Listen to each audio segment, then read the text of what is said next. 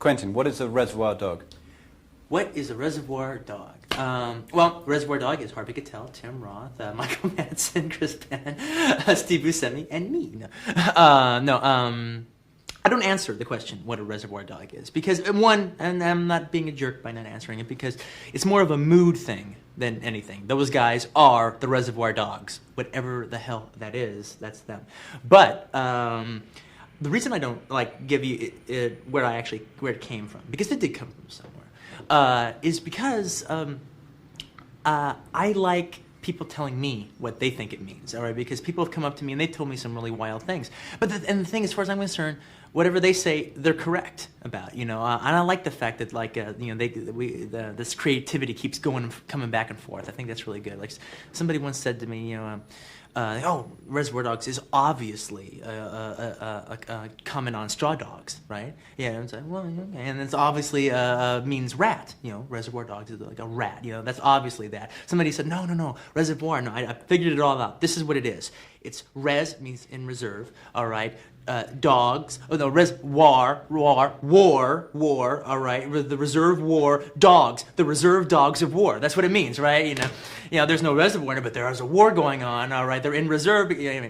So I love that. And the minute I just say, well, no, actually, what it means is in the 18th century there were these Celtic. The minute I say that, all right, all of their creativity goes to dust, and I want to keep that coming. I like that. So that's why I don't say it. What is the film about? In a nutshell, it's a story about a bunch of guys who plan a robbery, and everything that goes wrong for them.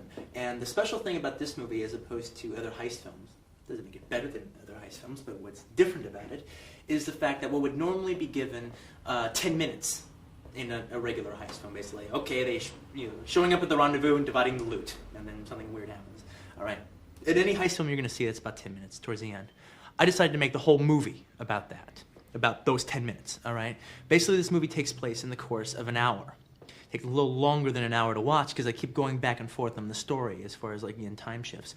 But what I wanted to do is I wanted to take the movie clock that is usually ticking away in most movies where you're watching a character and 10 minutes pass. You go, well, it's been an hour and a half, I wanted to take the movie clock out and put a real-time clock in there. So they're in this warehouse for an hour, so are you. Every minute for them is a minute for you. Every little bit of their anxieties. Cinema doesn't intrude and make things easier or smooth things along or move things along. You're stuck there with these guys in this claustrophobic, anxiety-ridden, pressured, very deadly situation with these guys for every second. And so that's actually what the story's about in a nutshell.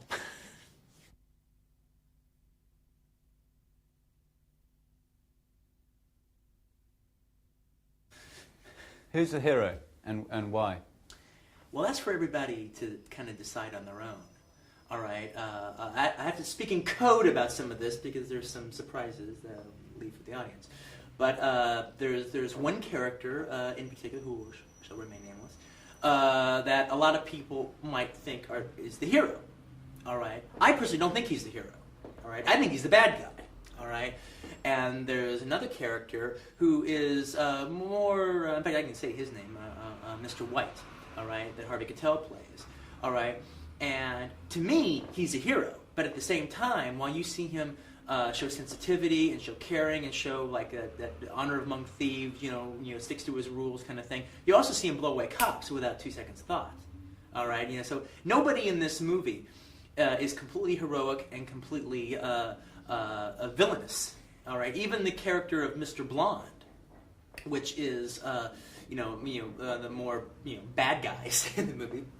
Well, the virtue of the fact that he's a psychopath, even he is not just full-on the bad guy. Because, in the world that this film exists, he has shown great loyalty towards the character of Joe that Lawrence Turney plays and his son, the character that Chris Penn plays. He's gone to jail for those guys. He never, when he could have talked to the cops, he didn't talk to the cops. He's proven himself to be a good guy. Apparently something has happened in jail where some switch got flipped. But the thing about it is even he isn't just in a black and white situation. But you see, that's how people are. That's how characters are. I didn't want to make a situation where it's all they're trying to be everything for everybody. They're one way, but they're also the other way too.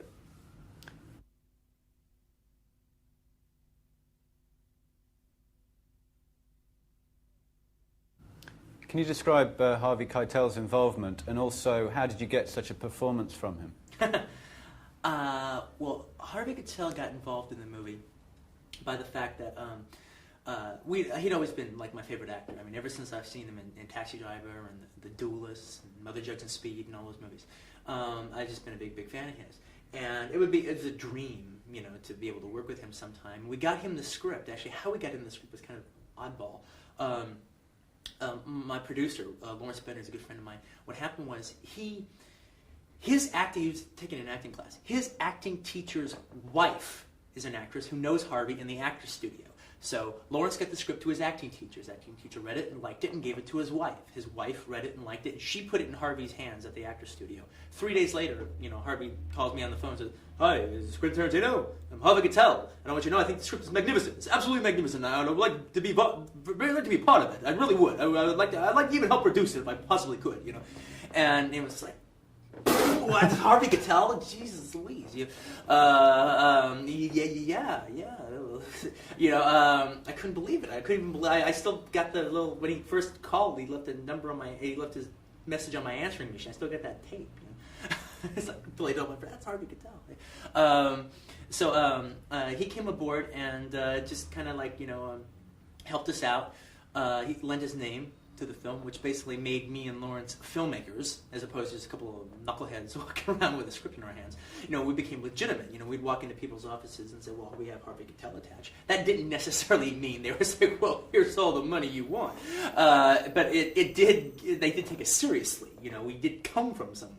All right, you know, but also like Harvey even like went even above and beyond like what an actor would do, because we were casting the film and we didn't have any money when we were casting, and me and Lawrence didn't have any money at all, you know.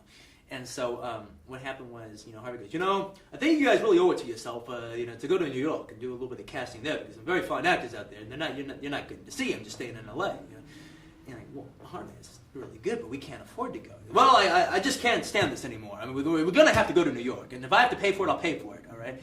And he gave, you know, he flew us out to New York. He put us up in a hotel. He arranged through a casting director friend of his in New York for like a weekend of casting, everything. And he paid all that out of his own pocket, just because he thought, you know, the film needed it. All right. And from those New York casting sessions, we got Steve Buscemi, who plays Mr. Pink. You know, there would probably be another actor in that role if Harvey hadn't flown us to New York.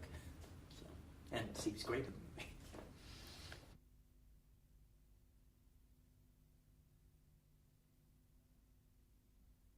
the movie. Could you explain how Tim Roth got involved? Why did you choose an English actor? Well, it was funny because, I mean, Tim came, I mean, it's funny. Nobody asked me that question until I get down here in England. Because, like, you know, in America, they're just like, "Oh, who cares?" You know, but the thing is, Tim came in, and Tim didn't read for the part. Everybody else read, all right, except for Harvey. Harvey didn't read, you know. But everyone else came in and read and won the part. Tim came in, and he sat down and just, you know, football jersey and torn jeans, you know, cigarette. "Oh, like playing Mr. Orange, you know, I think he's pretty good, you know."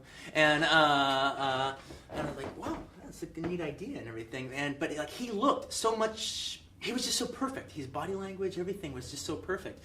And so you know, I just ended up casting him without ever like him officially reading. And people was like, "Well, would you worried about him like getting an American accent?" It's like, he's an actor, man. That's what actors do, you know. You know, especially somebody like Tim, who has proven his versatility, you know, through, I mean, you know, the guy he plays in Made in Britain is far and away different from the guy he plays in Vincent and Theo, who's far away different from Rosencrantz and Guildenstern, and completely opposite from the guy in Meantime. I mean, just like, you know, him learning an American accent is not going to be, you know, I doubt there's going to be a nut he can't crack. But oddly enough, the thing is I kept pressuring him to get him to read for me. I mean, not because what happens when you read in a room is so damn important, but just to get a sense of it or whatever. Anyway, Harvey wanted to meet him, and so me and him and Harvey go out to this delicatessen where we're eating sandwiches and drinking whatever. And Harvey's meeting him. Harvey's like, "Well, you know, Tim, it'd be really nice if you could come down and read, and we just have a little fun, no pressure, a lot of love, no pressure, you know." And you know, I ain't gonna get the part if I read. You know, if I read, you know, I stand a better chance of you looking at my other work and then taking a chance, you know. If I'll read, I ain't gonna get the part, and I know it, you know. So okay, fine. Anyway, Harvey leaves, and me and Tim continue talking and whatever. And the next thing we know, we go to a bar. All right. Now it's around 2 o'clock in the morning, and we're both pissed. All right, totally drunk. And we're sitting there in this bar, and Tim goes, "You know what, Quentin? I'll read for you now. You want me to read for you? I'll read for you now." You know. And I didn't have the script with me or anything, but I remember the scene. I go, "Well, okay, I'll write it down." Right there. No. I've got the script in my apartment. Just go back, stop, get some beer, and go back to my place, and we'll read. All right, so we stopped, got some beer, went back to his place, and gurgle. You know, a couple hours later, you know, we read the entire script. You know, with me playing all the other parts and him playing Mr. Orange. You know, I just drunk and whatever. And by the time I left the apartment around 4 o'clock in the morning or so, I knew I was going to give Tim the part.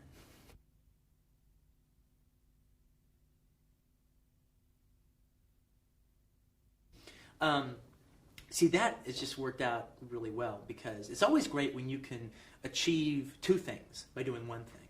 All right. The reason they wore black suits, on one hand, it's a stylish decision, simply because I don't care who from Don Knotts to James Coco. All right. You put somebody in a black suit. All right. They're going to look better. A man, anyway. They're going to look really pretty good in it too. They're going to look better than they normally look. All right. I mean, just you put on a black suit with a thin black tie and everything, you just look cool. It's just you're just going to look a little better than average. And I just like that look with this looks neat. So it was a neat, stylish decision. Now, that's one hand. The other hand, it actually has a basis in reality because a lot of times when robbers will commit a robbery, they'll want to adopt a uniform. You know, could be black suits. It could be anything. It could be Raiders jackets. It could be parkas. It could be anything. All right. The idea is that they go in and then they do the robbery and they all look alike. All right. So when they leave and the cops come back later, they go, "Okay, well, what do they look like?" But I don't know. They look like a bunch of black suits. How do I know? And maybe one guy had red hair. Maybe I don't know.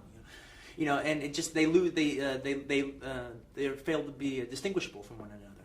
So in that way, I get to scratch an artistic itch and a cool itch, you know, and then also I get to be actually realistic, you know, to this thing of the story. Now, the music in the movie, part of that comes from the fact that I don't know if they do it out here in Europe so much, but in America, you know, we have a lot of oldie stations, all right? Like, for instance, in Los Angeles, where I live and where the movie takes place, there's like 4 oldie stations, you know, all the time. That's all they play is oldies. And what they'll constantly have, like every other weekend or something, they'll have like a special weekend, a Motown weekend, or a British Invasion weekend, or a Beatles weekend, or something like that. And so I came up with the idea that the movie, since it takes place in the course of a very short time period, that it takes place while they're having a super 70s weekend. So they're playing all this 70s music.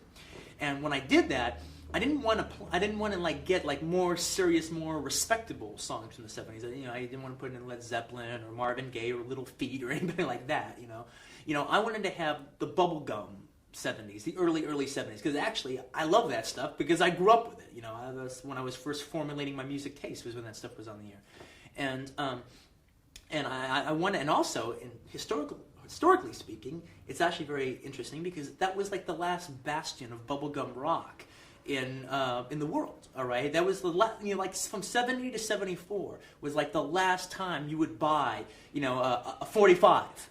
You'd hear a single and you buy a 45. After 74, it all became kind of album oriented, but that was the last time it was just like singles, and so what I wanted to do is I wanted to play this kind of bubblegummy music, throughout the scenes, and it manages two things. For one thing, through most of the movie, the goofiness of the song, kind of like a heavy, an intense movie like this, it kind of lightens it up a little bit, kind of gives it a little bit of a jab, a little wink, and it's kind of cool. It makes it kind of fun.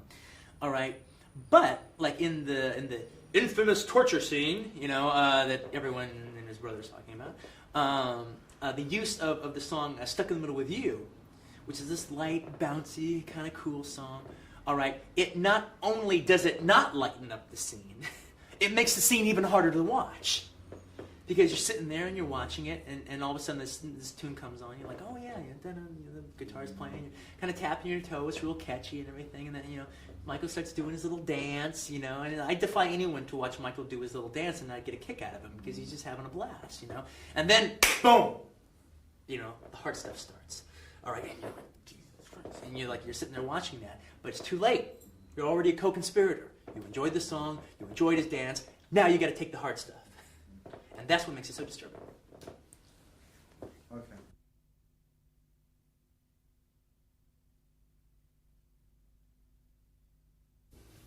Isn't it a bit of an albatross having such a big hit on your hands so soon? No, I don't think it's an albatross around my neck at all, having a successful first film. You want to have a successful film. All right? I mean, I guess, people talk about the sophomore jinx. People talk about, how are you ever going to follow this up and everything like that. Well, I don't even think about that at all, all right? Because, one, I know what the next movie I'm going to do is. All right, so it's not like now where do I go? Do I go left? Do I go right? Do I go up? Do I go down? No, I know exactly what I'm doing next, and so I'm doing that now, and I can't think of it in these big highfalutin terms. And also, I think that I'm somewhat aware of some of the pitfalls. All right, simply because I'm a film geek. All right, I see films. All right, I can't tell you how many times I've seen a guy's first film and thought it was terrific and ran to the theater to see his second film and said, "What the hell was that?" I've had that experience more often than not, to tell you the truth, and I know I don't want to do that, But I'm not thinking in terms of, okay, now I got to live up to Reservoir Dogs. Okay, I got to follow through on this. I got to do that. Nothing of any value could be made if you tried to think like that. All right, well, I know this. In fact, I'll tell you, for you history watchers, and you'll watch this back 4 years from now, 3 years from now, whatever. This is what's going to happen. They've overpraised my first film. They're going to undervalue my second film. They're going to I don't think it's going to be rubbish. I think it's going to be a good film, but they're going to, it's going to get less recognition. All right, and then by the third film, it'll even out. What do you think? Do you want to do a pickup on that?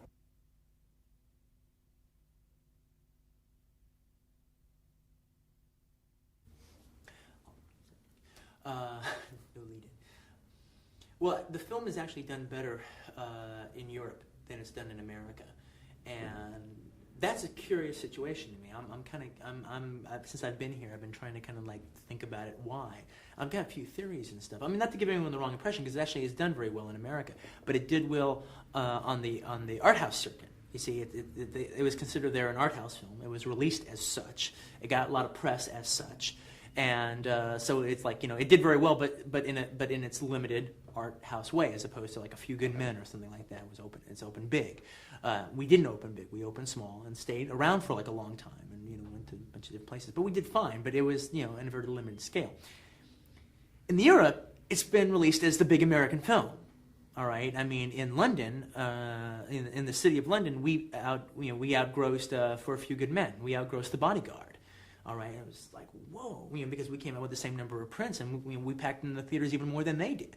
All right, but when you guys released it in London, it wasn't released as okay, here's this little art film, we'll play it in the metro, and that'll be fine. No, it was it opened in a lot of places. It was treated like, this is a big American film from America, and it performed as such. I was just at the other day. I was at the Glasgow Film Theatre, where it's it's the most successful film in a first run that they've had in the last 8 years. All right, it's sold out 7 out of 10 performances that they've had, and it's a big theater too. It means something to sell out there, So and in Europe, or not Europe, but in Paris, it was the first place it opened. It did tremendous. It was the best reviewed film of the year in Paris. All right, it did monster box office. All right, in a limited engagement that they opened, they immediately went big on it. After it did so well. So it's why is it doing well out here? I'm not 100% sure. I think it's doing well in England because it's been it was released as a big film. They didn't release it small. It was released as a big film, and it was treated as such, and it did okay. I mean, I'm serious. I mean, we expect to make £2 million in the next 2 weeks. All right, all together. There'll be £2 million now altogether. That's twice what it made in America. All right. In the city of Paris alone, we made back the budget of the film. All right, and I think that is in regards to the fact that it was treated as such an auteur piece in France. It was treated so specifically. So why altogether? Those are my guesses, but I don't know. Right. Yeah.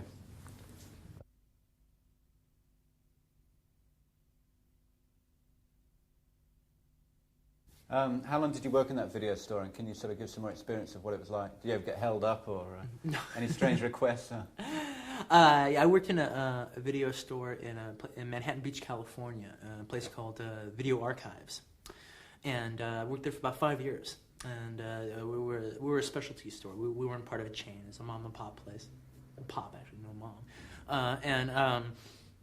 We were a specialty store. We handled all the new releases. We had Top Gun. We had all that stuff. But we also, our specialty was like foreign films, classics, TV shows, just oddball stuff. And I had a blast. It was great. It was fun.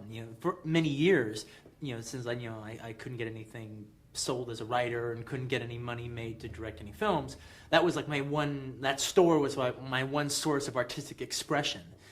Buying the right films, recommending the films. I even used to have these little mini film festivals in the store because I had like the shelf, not a shelf, a few shelves, all right, that were mine.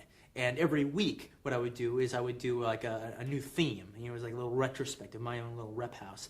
And one week it would be swashbucklers. Another week it would be the films of Michael Parks, the films of Andre de Toth. It's just some wild thing. That just whatever we had. And then like they always did really well. Oddly enough, it's funny. Whenever I did a genre that just consisted of old films, like say Swashbucklers, for instance, where almost all the films there were like older films. That section didn't do that well.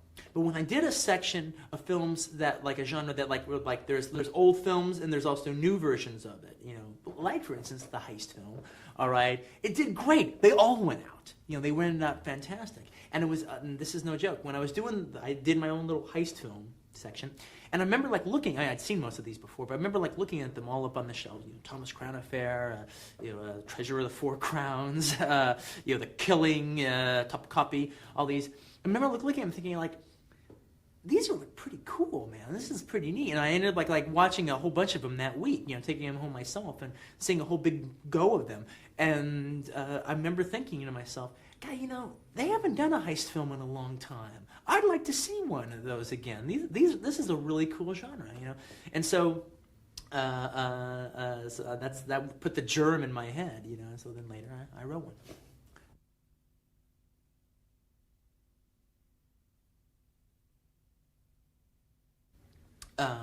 Okay. Well, I started out as an actor. That was like I never went to film school or anything. I studied acting for like about 6 years, and the thing is, because I always was a movie buff the entire time, all growing up and everything. When you were a kid and you want to be involved in movies, you identify with the people that you see on the screen. So I wanted to do that. I was a really good actor and everything, but the thing about it though was after studying for years and stuff, I just kind of realized that it wasn't. I just realized I had more of an affinity for movies than the rest of the kids in my class. It wasn't enough just to appear in movies. I wanted the movies to be mine, and so kind of changed my life's major. At a certain point, decided I wanted to be a filmmaker, and then I just started writing scripts, not to sell, but to direct my own. All right, and I never could until Dogs. After like 5 years of like rejection and just spending years on a project and it just never happening, having nothing to show for it, everything just came together with Dogs. 5 years of nothing and then 1 year of big success. And I talk to people about it, and it kind of reminds me of this line that Clark Gable has in The Misfits, where Marilyn Monroe is talking about her life, some things screwed up about it or whatever. She's complaining about something bad that happened to her. And Clark Gable goes, well, then that's the way it goes. But it goes the other way too. Don't forget that. And that's been the case with me. It went the other way for a long time, and this time it went this way.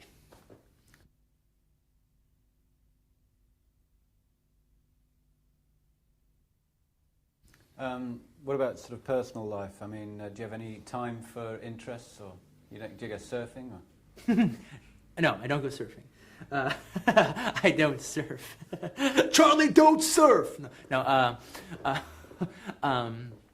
Actually, it's funny. People, a reporter or something will say, "We wouldn't do a big, in-depth story on Quentin. We want to just spend some time with him and just, have him do what he does during his day." What I do during my day is I go out to restaurants and I go to movies. That's what I do, and I hang out with my friends and stuff. I'm not into sports. I don't like sports. Anything with a ball, no good. All right. I'm not into sports. I'm not into cars or anything like that. I mean, I'm into driving a car, but I'm not into I don't collect cars or make model cars or anything like that. I'm into movie stuff and horror stuff and like I said, just hanging out with my friends and watching TV and messing around. And now I'm into travel. I like traveling. I love traveling. I love being here in London. That's great. Yeah, I love going different places and stuff. But that's it. That's kind of what I like to do. The best thing is, now that I'm making a living in the industry, I have a little bit of money, is that you have to see, before, when I didn't have any money at all I spent my money on was movie stuff anyway. Buying videos, buying records, buying movie poster, a big movie poster collection, buying all that memorabilia, buying all that crap. All right. When I didn't have any money to spend, I spent my rent money on that stuff. See, now I got more money to spend on it, and it's tax deductible because it's all in the industry. So I get it all. I have much more money to spend. I can buy damn near anything I want. All right, and it's all written off at the end of the year. I mean, so it's like, what a life. This is great.